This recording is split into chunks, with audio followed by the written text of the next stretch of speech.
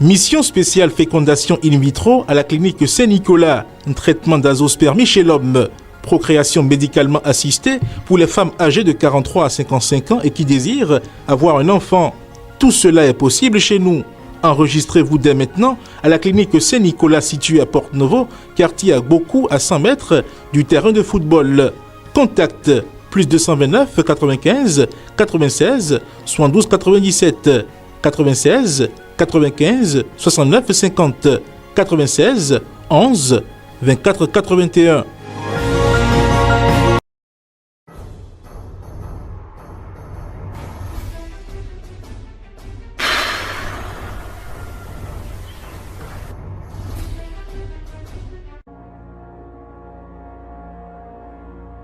C'est une nouvelle semaine qui démarre et nous sommes très heureux de la démarrer en votre compagnie. Mesdames et messieurs, bienvenue dans votre émission quotidienne Tour d'Horizon. Dans la première rubrique, faisons la revue de quelques titres parus ce 20 novembre 2023. Fidèle internaute de Guérite TV Monde, bonjour. La revue des titres de ce lundi 20 novembre 2023 démarre avec le quotidien Adjacha News. Commission budgétaire du Parlement, le balai des ministres et présidents d'institutions démarre.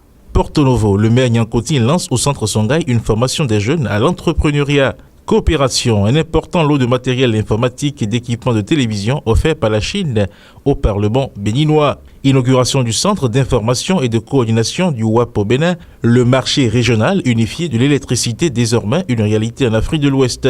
Nouvelle mesure du gouvernement sur la commercialisation du soja, le groupe parlementaire Union progressiste Le Renouveau se félicite d'y avoir contribué.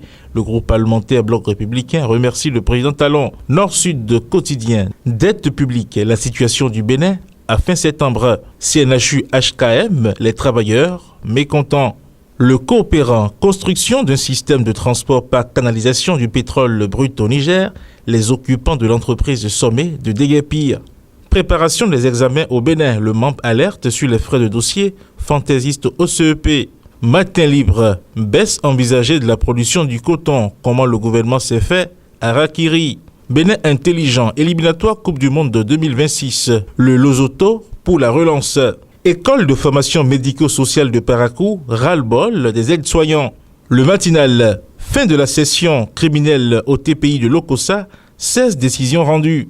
Daibi Info, éliminatoire Coupe du Monde 2026. Les Guépards essuient un échec face à l'Afrique du Sud.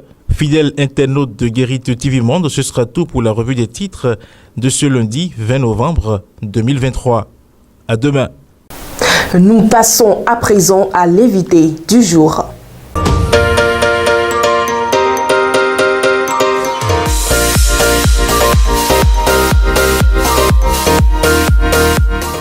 En matière de football aujourd'hui, on ne parle plus de chance parce que toutes les équipes veulent grandir. C'est pour vous dire que peut-être c'est au Bénin qu'on n'a pas vraiment l'ambition, on n'a pas vraiment une bonne vision des choses.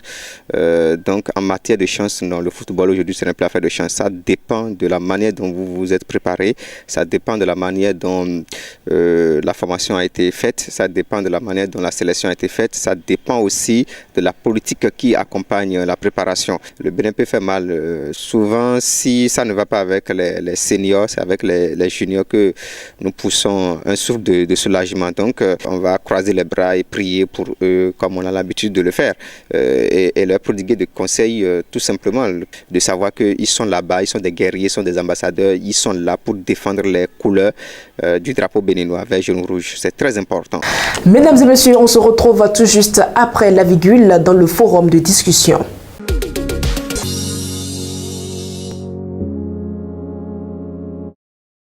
Le forum de discussion du 20 novembre 2023, c'est avec Charles Alban Daoui. Charles Alban Daoui, bonjour. Bonjour Latifat Corridon.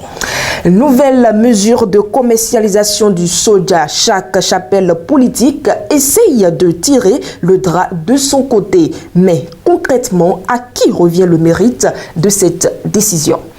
Bon, vous savez ce qui se passe aujourd'hui après la décision du gouvernement liée aux nouvelles mesures de commercialisation du soja, quand on voit les partis politiques qui montent au créneau pour revendiquer, eh bien, comment dirais-je, la paternité de cette décision-là, ça renvoie un peu à ce que l'on vit souvent quand il y a des revendications syndicales auxquelles le gouvernement finit par céder. Et souvent, le gouvernement et les acteurs politiques ravissent très tôt la vedette à ceux-là même qui ont lutté pour que la décision soit prise. Les choses se passent comme si c'est volontairement, c'est spontanément, sans aucune pression, que les acteurs politiques ont pris la décision dont on est en train de parler. Or, en réalité, quand on fait un peu un feedback en arrière, on se rend compte qu'il y a eu de la lutte. Il faut reconnaître qu'il y a eu de la lutte menée d'une façon ou d'une autre par les producteurs et autres acteurs donc de la filière soja. Et cette lutte-là, les acteurs politiques, le rôle qu'ils ont joué dans cette lutte-là, c'est qu'ils ont servi de relais. Ils ont servi, je vais dire, d'entonnoir à ces revendications-là qui étaient portées par les producteurs à la base. L'on se rappelle que quand il y a des rencontres politiques, les gens reviennent toujours là-dessus, demandant au gouvernement de revoir la situation donc, qui prévaut dans la filière soja. Donc, en relayant, le fait de relayer, eh bien, ces revendications-là, finalement, ça a constitué un moyen de pression sur le gouvernement. Et en dehors des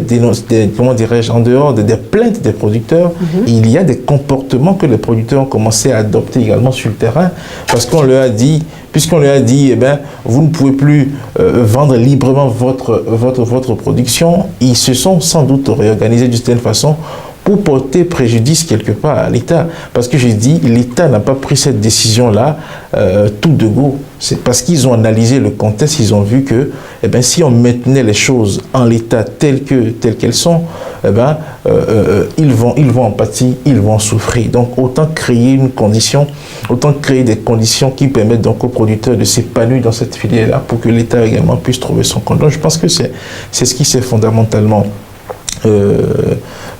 passé avec cette décision-là.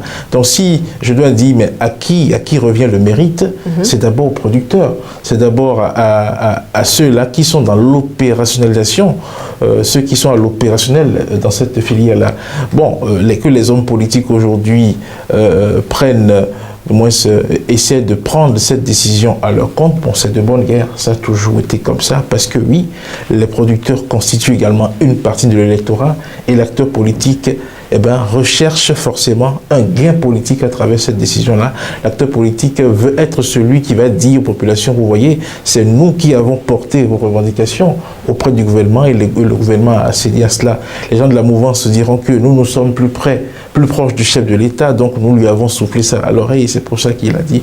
Les gens de l'opposition diront oui, c'est parce que nous avons commencé à tempêter, nous avons commencé à faire pression, parce qu'il y a eu des députés qui ont saisi le gouvernement par le biais de questions dans le cadre du contrôle de l'action gouvernementale. Donc, vous voyez, chaque acteur politique qui dira donc au producteur qui constitue un potentiel électeur devant lui que oui, voici l'action qu'il a posée pour que cette décision-là, c'est de bonne guerre, mais quand on analyse concrètement, il ne faut pas oublier que le producteur à la base également a joué un très grand rôle forcément dans la naissance de cette décision-là. Et parlant déjà des producteurs, est-ce qu'ils peuvent déjà espérer un lendemain meilleur après la prise de cette décision?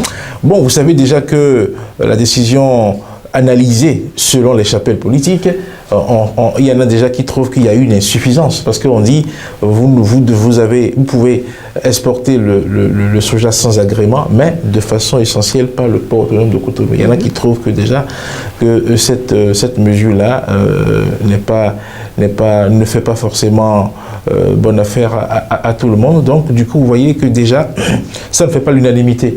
Les décisions prises, ça et là, ne font pas l'unanimité. Les acteurs de la mouvance essaient de divulguer toutes ces choses-là, mais de l'autre côté de l'opposition, on estime qu'il y a encore des choses à faire, il y a encore des barrières à lever. Mais également, quand vous prenez toujours cette affaire du soja, est-ce qu'il y aura un lendemain meilleur? Il y a une décision du gouvernement qui a été prise avant celle-ci et qui disait que d'ici avril 2024, il y aura une interdiction de l'exportation du soja sous forme de grains non transformés au Bénin. Donc quand on prend la décision actuelle qui est prise dans le cadre de la campagne 2023-2024, on se dit jusqu'à quand cette décision-là va courir et quand est-ce que la décision d'interdiction de l'exploitation du soja grain va être mise en œuvre. Donc pour dire que on est dans une situation où si l'autre décision n'est pas revue, on risque d'être confronté à un nouveau facteur de contrainte, à un nouveau frein dans les années à venir, d'ici donc 2024. Donc pour dire que la filière soja, le soja a pris une certaine valeur sur le marché, donc du coup les yeux sont tournés vers cette filière-là et vous voyez, ça fait l'objet de plusieurs décisions. On se rappelle ici qu'à la veille du lancement, à la veille du démarrage de la campagne électorale pour les élections législatives du 8 janvier 2023, le gouvernement a tenu un conseil des ministres essentiellement consacré à la question du soja, où il a été supprimé le principe de fixation du prix plancher. C'est pour dire qu'aujourd'hui, la filière soja a pris une telle valeur que les décideurs politiques ne peuvent plus prendre de décisions sans tenir compte de cette filière-là. Voilà. Merci à vous, Charles Alban Daoui. C'est moi qui vous remercie. Mesdames et messieurs, c'est fini pour le compte du forum de discussion de ce jour. Passons à présent à la page sport.